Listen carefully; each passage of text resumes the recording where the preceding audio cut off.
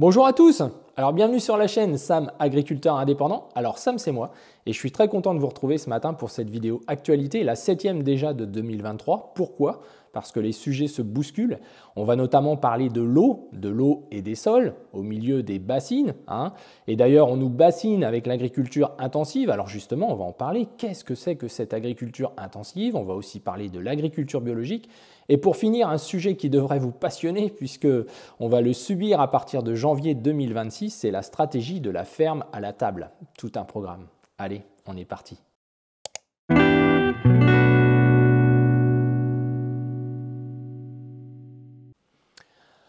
Alors on va commencer par le premier sujet de cette vidéo, le sujet sur l'eau. Alors je ne vais pas refaire une énième vidéo comme il y a sur internet, à l'appel, dans les médias, dans les reportages télé pour vous parler des bassines, des mises en réserve, etc. Ça ne sert à rien, je vais juste vous donner une adresse d'une nouvelle chaîne qui vient de se créer, qui s'appelle Argumentarium, donc je vous invite à y aller puisque la première vidéo qui est sortie sur cette chaîne est sur le sujet des bassines, justement, mot que je n'aime toujours pas, mais qui est très équilibré, qui vous explique le fond de l'histoire, comment est née cette histoire de réflexion sur les mises en réserve, ces 16 fameuses méga-bassines, comme on le dit dans les médias. Vous verrez que c'est très équilibré, la personne y parle des études, il donne les avis, les pour, les contre. C'est pas politique, c'est plutôt équilibré et comme il explique lui-même, la relation avec la société, entre la science et la société reste un dilemme, reste très complexe, reste éminemment déchirable. On peut facilement se prendre la tête de manière importante sur ces sujets et basculer vers la partie politique, ce qui doit être traité, je crois, dans une deuxième vidéo. J'espère qu'elle sera aussi équilibrée que la première. En tout cas, elle devrait vous aider à mieux comprendre les choses. On a mis un lien sur notre page Facebook, Sam Agriculteur Indépendant. Donc du coup, je n'ai pas besoin de rentrer dans le détail de l'historique, etc. Il y a beaucoup d'ailleurs de personnes qui ont communiqué dans leurs commentaires, qui étaient du terrain et qui nous ont expliqué beaucoup de choses sur la chaîne, et ça c'est très important, lié à la dernière vidéo. Moi j'aimerais vous parler juste de l'eau. Je vous rappelle qu'en ce moment on est en train de se déchirer pour l'enjeu de l'humanité, ça peut se comprendre, c'est vrai que l'eau c'est un enjeu pour tous, mais je dis bien pour tous, et là on parle de l'eau pour se nourrir. De nombreux pays sont en train d'entreprendre des travaux pharaoniques pour ramener l'eau à l'agriculture, car on est bien conscient que c'est quelque chose qui va être de plus en plus rare, mais surtout de moins en moins régulier. Et j'aimerais insister sur ce sujet qui n'est pas évoqué dans les différentes études ou dans les différentes contestations qu'il y a sur ce sujet, c'est que quelles que soient les réserves du sol, on a besoin d'une régularité d'alimentation de pluie dans le monde agricole pour faire pousser des plantes. C'est très très important pour la nutrition, etc. Alors évidemment, on en parlera dans une vidéo dédiée, il y a plein de choses à modifier, plein de choses à faire pour améliorer nos sols. D'ailleurs, beaucoup d'agriculteurs le font car c'est le sol qui fait le tampon, c'est le sol qui fait la réserve, c'est le sol qui fait la distribution aux plantes. Ça, c'est vraiment important. Alors finalement, l'eau, c'est la vie, ça c'est clair, et on a besoin justement de cette régularité, mais dans un pays où justement la contestation n'est pas pour tous. On devrait tous avoir cette réflexion de manière posée sur notre gestion de l'eau. On ne peut pas avoir plus de 50 mètres cubes par habitant d'utilisation, plus de 150 litres par jour par personne, alors que d'autres font à peine un tiers de ça en utilisation. Nous sommes ici une famille de 4 personnes. Avec la ferme, nous utilisons moins de 80 mètres cubes par an à tous les 4 avec la pulvérisation des interventions phytosanitaires. Et quand on fait 1 ou 2 pulvées, c'est tout de suite 5 ou 8 mètres cubes. Donc ce serait bien qu'on ait cette réflexion-là tous à notre niveau. Il y a 3,2 millions de piscines dans notre pays et c'est en croissance chaque année. Donc si vous voulez, la vraie question, elle est sur le fond. Après, on parle beaucoup de l'agriculture intensive. Donc c'est le deuxième sujet de cette vidéo. Finalement, c'est quoi l'agriculture intensive? On nous bassine avec ça, c'est le cas de le dire. Mais malgré tout, l'agriculture intensive, qu'est-ce que c'est par rapport à l'agriculture biologique? Alors déjà, si on parle de l'agriculture biologique, j'aimerais juste dire que pour 2022, il y a eu 613 agriculteurs qui se sont convertis en agriculture biologique. Et dans un même temps, il y en a 568 qui ont arrêté l'agriculture biologique. Donc l'agriculture biologique est sans doute une voie, comme d'autres voies de production, mais n'est pas la voie. Et c'est une voie qui aura besoin de l'eau, comme les autres voies. Pour faire pousser des plantes, pour nourrir des animaux, on a besoin d'eau. Une vache laitière, c'est entre 30 et 50 litres par jour de besoin d'eau par vache, minimum, pour produire du lait. Donc il y a des réalités que l'on ne veut pas voir et dont on ne peut pas poser tranquillement les choses, car c'est un sujet qui nous concerne tous. Comment gérer l'eau? Alors l'agriculture intensive, pour y revenir, c'est quoi? C'est limiter les variables. C'est-à-dire qu'au fond, l'agriculteur, qu'est-ce qu'il peut faire? Il a un rendement de départ qui va se dégrader au fur et à mesure du temps, et son objectif, c'est de limiter la dégradation de ce rendement. Et il est clair que l'arrosage fait partie de moyens dans des terres qui n'ont pas la capacité de rétention en eau, mais aussi maintenant avec le changement climatique, peuvent être un moyen, l'irrigation peut être un moyen de limiter la perte de rendement, voire tout simplement de continuer à produire. Là où il y a un problème, si on y réfléchit et qu'on s'autocritique, je sais qu'il y en a certains encore qui vont s'énerver, mais moi, j'en ai rien à faire, je pense qu'il faut être juste, et c'est bien notre problème aujourd'hui, c'est qu'on n'est pas juste, ni d'un côté ni de l'autre dans nos propos, que ce soit les professionnels de l'agriculture ou ceux qui contestent ces réserves, c'est l'objectivité, l'honnêteté. Aujourd'hui, il y a des gens qui, avec l'irrigation, se sont mis à faire des nouvelles cultures, des cultures plus exigeantes, des cultures industrielles, des cultures qui apportent plus de marge à l'entreprise agricole, qui peuvent limiter aussi des fois le grossissement des surfaces par des cultures spécialisées. Mais malgré tout, c'est ça la dérive de l'agriculture, qui peut être dite intensive. C'est qu'à un moment donné, avec un nouveau moyen de production, on en fait encore plus. Si on parle de la méthanisation, aujourd'hui, il y a bon nombre de cultures qui sont arrosées pour faire de la méthanisation. Ça, c'est un vrai sujet de fond. Est-ce qu'on peut utiliser de l'eau, qui va devenir de plus en plus rare, pour faire de l'énergie? C'est une bonne question. Est-ce qu'elle est renouvelable lorsqu'elle est apportée au sol? En partie oui, en partie non. Est-ce que cette eau ne va pas être centralisée que pour une partie des agriculteurs qui d'ailleurs sont courageux, car c'est un travail de fou. L'irrigation, c'est comme l'élevage, c'est une astreinte monumentale, ce sont des investissements colossaux. Ensuite, on pourrait parler des moyens d'arroser. Entre arroser avec un enrouleur, arroser avec des petits arroseurs sprinklers à déplacer avec des tuyaux, comme ça se fait dans des petites parcelles, ou arroser avec un pivot ou une rampe frontale, cela n'a rien à voir en termes d'efficience de l'eau. L'agriculture intensive, c'est peut-être aussi ne pas avoir de limite. Comment peut-on entendre des maïsiculteurs qui parfois mettent 300 voire 350 mm en arrosage, qui passent entre 5 à 10 fois selon les cas? Au-delà du coût, c'est la consommation en eau, 350 mm, ici c'est la moitié de la pluviométrie de notre région, en moyenne annuelle. Donc il y a toujours des excès.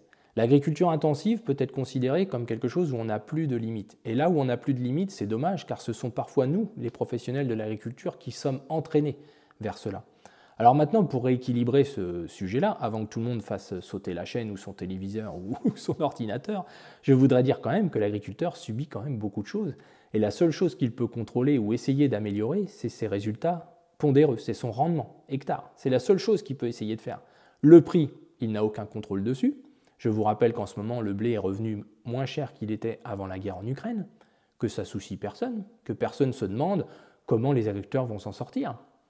Si de l'autre côté, en plus, ils ont la variable climat, avec le risque d'avoir une récolte moitié moins importante que les années 80 ou 90, comment les agriculteurs s'en sortent? Croyez-vous qu'ils ont des marges hectares? Et d'ailleurs, il faudra parler d'argent, on l'a déjà fait plusieurs fois sur cette chaîne. Savez-vous ce qu'un agriculteur peut dégager, un fameux céréalier, comme c'est dit souvent, pour bien nous diviser les uns les autres, à l'hectare? Une marge hectare en céréales, c'est entre 200 et 500 euros, selon certaines cultures industrielles qui peuvent monter à 800 euros de marge hectare, net. Et le matériel, on pourra faire un jour un tour de ferme et donner les chiffres de chaque matériel pour que tout le monde se rende compte des enjeux de tout ce que fait tourner un agriculteur en nombre de personnes autour de lui. Alors l'irrigation finalement vient comme une forme d'assurance, comme quelque chose qui va venir sécuriser le système. Le sécuriser et encore, car aujourd'hui, vu les coûts engendrés par l'irrigation, beaucoup d'irrigants s'aperçoivent que de toute façon, c'est le seul moyen qu'ils ont pour maintenir un certain niveau de chiffre d'affaires, car aujourd'hui on a tous besoin entre 1200 et 1500 euros de l'hectare de chiffre d'affaires. Vous voyez, avec une marge nette de 200 à 300 euros, c'est triste quand on y regarde bien tous les moyens que l'on met en jeu. Alors l'agriculture intensive peut être vue comme cela, et je la perçois comme cela, comme du toujours plus. On a besoin de toujours plus. S'il y a 25 ans, ou même encore 15 ans, des rendements en betterave à 75 tonnes dans notre région étaient vraiment une belle réussite. Aujourd'hui, il faut 100 tonnes minimum pour payer justement toutes ces charges fixes que l'on se met à créer par le monde industriel. Aujourd'hui, on arrose des pommes de terre ou entre les buttes de pommes de terre, parfois ça ruisselle de l'eau et ça entraîne aussi des nutriments.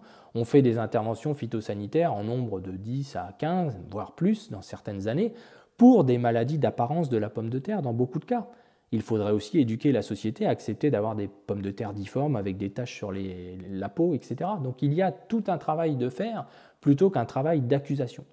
Ce que je peux dire dans cette vidéo, c'est que peut-être nous, professionnels, nous n'avons pas assez cette autocritique, cette remise en question, et de nous dire que peut-être que les premiers piégés, c'est nous. Alors ça n'a rien à voir avec le sujet des réserves qui sont mises en place, puisque finalement, c'est sans doute un moyen sécuritaire de préserver l'agriculture dans ces régions, et ça va sûrement se développer dans toutes les régions du monde. Il y a des travaux en Égypte aujourd'hui pharaoniques pour apporter de l'eau dans d'autres régions de l'Égypte pour arriver à cultiver et nourrir le monde, puisqu'en la réalité c'est ça. Alors nous, est-ce qu'on a un enjeu aujourd'hui à nourrir le monde? On peut en douter, vu les réflexions, et ça sans doute qu'il va falloir se l'enlever du crâne et se l'enlever de cette agriculture intensive justement qui conduisait à se dire on a vocation à nourrir le monde, on a vocation à rien du tout. Aujourd'hui, peut-être que la société souhaite davantage de paysages, davantage de zones de loisirs, davantage de zones dites naturelles, de retour à la nature, qui sont souvent que d'apparence, et que dans ce cas-là, il faudrait accepter de déproduire, en tout cas de produire moins. Mais dans ce cas-là, il faut une rémunération supérieure. Il faut en parler de tout ça. Demain, baisser les niveaux de production et la productivité au global, c'est possible.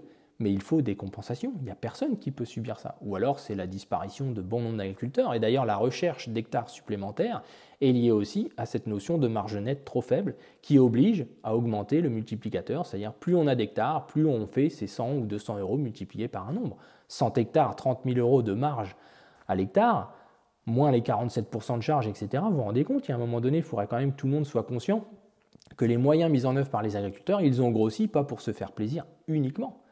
Alors évidemment, après, selon les régions, si on additionne des régions qui n'auraient pas besoin fondamentalement d'irrigation et qui finalement ont aujourd'hui de l'irrigation et qui produisent des rendements supérieurs à ce que la nature naturellement pourrait produire, qui consomment de la matière organique de leur sol quelque part, on peut évidemment juger ce sujet excessif. On a sans doute été trop loin et il faudra un jour le reconnaître. Mais est-ce que c'est le cas des réserves qui sont mises en place aujourd'hui? On peut être partagé. Ce qui est sûr, c'est qu'aujourd'hui en Beauce, la nappe de Beauce est à 60% en gros, donc aujourd'hui les agriculteurs vont se retrouver avec un quota divisé par 2, qu'ils payent, un droit à arroser divisé par 2. Ça veut dire aujourd'hui qu'ils ne vont pas sécuriser, si on a une année climatique compliquée, ils ne vont pas sécuriser leur production, et ça va leur coûter. Aujourd'hui, beaucoup d'agriculteurs préfèrent ne pas avoir d'irrigation si c'est possible, qu'ils ont les terres pour le faire, c'est bien plus confortable, bien plus économique, il n'y a pas de discussion là-dessus. Être obligé de faire de l'irrigation, c'est jamais par plaisir, c'est toujours une contrainte supplémentaire avec des investissements colossaux pour au moins une vingtaine d'années. Lorsque l'on se lance dans un forage, dans la mise en réserve, comme là ils vont le faire, ces agriculteurs, le matériel pour arroser, alors là il y a beaucoup à dire évidemment, la qualité de l'arrosage, ça devrait d'ailleurs être derrière l'accompagnement qui est nécessaire. Lorsque l'on voit les argumentaires sur les cultures vertueuses, etc., durables, les associations, replanter des haies, etc., moi, personnellement, je trouve que ça, c'est de la communication. Au niveau technique, il y a bien des choses plus profondes à faire qui ne sont pas forcément remises en cause. On voyait des vignerons, là, dans le sud, avec la sécheresse, passer des grands coups d'outils à dents bien profonds. Ça n'a pas de sens. Il y a des choses à faire à tous les niveaux. L'agriculture de conservation qui n'avance pas depuis 30 ans, on avance, on recule. C'est comme l'agriculture biologique. Il y en a autant qu'arrêtent que de gens qui veulent y aller. Il y a un moment, il serait temps que ce soit un vrai plan national de réflexion sur l'irrigation, sur l'avenir de l'agriculture, etc., etc. Donc vous voyez, ce n'est pas si simple que ça, et je pense qu'il va falloir qu'on ait cette réflexion-là au lieu d'être dans le jugement permanent. Et pour l'agriculture biologique, c'est pareil. D'en parler, c'est bien, d'expliquer et de donner des moyens aux agriculteurs biologiques de le faire, ce serait mieux. Leurs aides qui ont été supprimées aujourd'hui, la difficulté qu'ils ont techniquement à se retrouver seuls face à des murs techniques de difficultés, où ils se débrouillent tout seuls, du lait bio qui ne leur est pas payé au prix du lait bio parce que trop cher, donc le consommateur parle beaucoup, mais il n'est pas prêt à payer dans beaucoup de cas. Voilà, alors j'arrêterai là sur ce sujet parce que je pourrais en parler pendant des heures. On reviendra sur techniquement dans les prochaines vidéos le stockage de l'eau, comme on l'a fait l'année dernière. Je vous mettrai le lien de cette vidéo, expliquer ce qu'est la microporosité, par qui elle est faite, et là justement les sols nus, etc., tout ce que l'on peut voir au quotidien, même dans ces régions justement qui ont du relief encore en plus. Ça déjà, c'est des choses qui apporteraient déjà beaucoup plus de réserves utiles au sol si on avait cette précaution, cet élément technique qui changerait tout, pour être honnête. Alors je vais finir par quelque chose de très très important qui moi personnellement m'a empêché de dormir cette nuit, car il a été voté donc, le 13 mars au journal officiel. Je vais vous parler donc de la stratégie de la ferme à la table, donc une stratégie européenne par le fameux comité SUR dont je vous ai parlé dans une vidéo, je vous mettrai aussi le lien. Donc au journal officiel, le 13 mars 2023, est paru, a été validé donc le règlement d'exécution d'une nouvelle contrainte qui va démarrer le 1er janvier 2026 pour tous les agriculteurs d'Europe. Va rentrer en vigueur le fameux registre des produits phytopharmaceutiques. Et oui les amis, je vous en ai parlé dans la dernière vidéo, cette fois c'est fait. Il devra être tenu ce registre par les utilisateurs professionnels, c'est-à-dire nous, les agriculteurs, C'est une harmonisation européenne pour garantir, ça c'est ce qui est dit, une qualité adéquate et uniforme, essentielle pour atteindre les objectifs de la ferme à la table. Alors en clair, qu'est-ce que c'est? C'est un registre qui va être électronique, qui devra être électronique, avec un logiciel qui bien sûr devra être agréé. On y mettra l'ensemble de ce que l'on met aujourd'hui dans la traçabilité des interventions phytosanitaires, la date, le lieu, le numéro d'AMM du produit, ça c'est nouveau, le produit, les produits, donc je ne vous imagine pas déjà l'usine à gaz, vous aurez 30 jours pour le faire. Il sera en fait accessible à tous, à la DDT, il sera à la direction départementale des territoires, il sera accessible aussi aux autorités européennes. En réalité, c'est le big data, c'est le big control, c'est le big flicage, c'est le big browser. Donc quelque part, personnellement, ça me rend malade. Je pense que si ça passe, si les agriculteurs acceptent ça, et je sais qu'il y en aura qui vont l'accepter, qui vont être fiers d'avoir des beaux camemberts pour dire qu'ils ont une puce GPS puisqu'il y aura un lien avec la PAC, avec les parcelles PAC. Il y aura sans doute, comme c'est déjà le cas avec certaines applications, je ne vais pas donner leur nom, mais certains youtubeurs bien connus sont contents de faire de la publicité pour des applications avec un GPS sur le pulvé et ils sont contents d'enregistrer leur traçabilité en temps réel, etc. C'est du guignolage. Derrière ça, il n'y a aucun ajout technique pour l'agriculteur, aucun apport sur la productivité, aucun apport sur l'environnement. C'est du blabla, il faut être honnête, et ce n'est pas un avis que je vous donne, c'est un fait. Aujourd'hui, la traçabilité existe depuis plus de 20 ans, elle n'a pas amélioré l'usage des produits phytosanitaires, elle n'a pas réduit l'usage des produits phytosanitaires, elle n'a pas permis de valoriser les productions et elle n'a pas empêché les importations. Donc aujourd'hui, l'Europe a une belle volonté, ce registre-là, c'est encore une histoire de gros sous, il va y avoir des faiseurs de logiciels, ça va faire travailler énormément de monde autour, et surtout, ça va être une paperasserie, une contrainte administrative, pour moi, sans nom, que je ne vois pas comment les agriculteurs vont pouvoir arriver à l'assumer sans problème réel de mise en place. On parle de puces aussi sur les bidons, d'entrée-sortie, etc. Donc en fait, plus aucune liberté d'intervention, plus aucune liberté technique, car la réalité aujourd'hui de la réglementation au global, et ce n'est pas valable que dans le monde agricole, c'est qu'en réalité, cela ne fonctionne que parce que parfois, tout le monde ne la respecte pas à 100%. C'est ça la réalité. Et cette chaîne, on est là pour se dire les choses. Si on appliquait tout ce qui est réglementaire aujourd'hui dans tous les domaines de l'agriculture, tous les domaines, que ce soit les distributeurs, tout le monde, aujourd'hui l'agriculture ne fonctionnerait pas. C'est simplement parce que parfois, il y a une petite liberté d'action technique qui permet ça. Si demain, il y a ce flicage-là, cette observation-là, cette mise en place en temps réel de toutes ces contraintes, je pense qu'on va au-devant de gros soucis et de grosses impasses. Et on ne sait pas comment sera gérées les importations, s'ils auront la même exigence sur cette traçabilité électronique, ce qui m'étonnerait beaucoup, car on ne voit pas nos amis ukrainiens investir dans un logiciel particulier européen pour faire tout ça. Alors peut-être qu'ils auront des subventions pour le faire, ça, ce ne serait pas surprenant. Donc vous voyez, l'avenir de l'agriculture dite intensive, mais ce sera la même chose pour l'agriculture biologique pour le coup, puisqu'ils appliquent eux aussi des produits phytosanitaires qui ne sont pas tout à fait les mêmes, avec des numéros d'AMM, enfin bref, j'en ai déjà parlé. Donc finalement, c'est une contrainte de plus pour finalement des gains au final égal à zéro, des coûts supplémentaires, de l'improductivité, car il faut aussi en parler. Aujourd'hui, le monde agricole subit des charges de structure en hausse, qui sont les charges fixes, les charges souvent parfois productives, parfois qui ne le sont pas, mais qui se développent par rapport à des charges opérationnelles, donc vraiment liées à la culture, qui sont plutôt en diminution, les agriculteurs maîtrisant de plus en plus au-delà de la hausse des prix liée à la guerre. Mais c'est pour dire qu'aujourd'hui, à un moment donné, le chiffre d'affaires dont je vous ai parlé va devenir de plus en plus important. Ce minimum de chiffre d'affaires de 1000 ou 1200 euros va devenir 1400, 1500 peut-être demain, sans gain supplémentaire pour l'agriculteur. Par contre, cet argent-là va bien servir autour de lui. Et pour ça, il faudra des prix de vente qui soient en adéquation avec toutes ces belles contraintes, toutes ces belles volontés, ces belles images, une agriculture sans irrigation, une agriculture avec de la traçabilité. Vous me direz, si demain on a un climat qui change, on aura de moins en moins de maladies, on aura de moins en moins de résultats techniques et économiques, et au final, l'agriculture s'auto-nettoiera toute seule, disparaîtra, et peut-être que là, il y aura des retours à la nature importants où tout le monde pourra en profiter, mais croyez-moi les amis, ça ne durera pas. Il faut que ça devienne vraiment une préoccupation nationale, cette histoire-là, car on va au-devant vraiment de choses très très inquiétantes sur ces sujets-là, du maintien ou pas de l'agriculture, de l'élevage, qu'elle soit intensive, biologique, agroécologique, tout ce que vous voulez. En réalité, c'est ça qui est important. Voilà. Alors je conclurai là-dessus les amis, on refera des vidéos techniques là dans les semaines à venir, puisque là on va repartir sérieusement dans les champs. On a déjà commencé une partie de protection de nos cultures, voilà, donc c'est important, on a fait les deuxièmes apports azotés, donc on va revenir à nos réalités. On a de la chance qu'il tombe un petit peu de pluie de manière régulière, comme on a vu tout à l'heure, donc ça c'est plutôt positif, ça ne réparera pas tout. Dans certains cas, on voit déjà certains excès sur des sols fragiles, Mais ça, c'est tout un programme qu'on essaye de développer ensemble et que d'autres agriculteurs essayent bien sûr de mettre en place de manière régulière. Voilà les amis, alors en espérant que ça vous a apporté en tout cas des réflexions, etc. Moi, je n'ai pas un avis tranché sur tout ça, je dis juste que si on veut avancer, il faut aussi s'autocritiquer, il faut qu'on soit conscient qu'on va sans doute trop loin et que c'est nous, les agriculteurs, qui serons perdants si on continue dans cette voie-là du toujours plus, car aujourd'hui on met beaucoup de moyens en œuvre, de plus en plus de moyens en œuvre, le matériel avec les hausses qui subit va nous faire augmenter les moyens mis en œuvre pour toujours créer la même culture, le même quintal de blé. Et d'ailleurs, on n'arrive pas toujours à faire les mêmes niveaux de résultats de nos parents et grands-parents. On n'arrive plus à le faire, c'est une réalité. Et je ne suis pas certain non plus que grâce à l'irrigation, on arrivera à rester à ces niveaux de nos parents et grands-parents. Ça, j'en suis à peu près sûr, on n'y arrivera pas.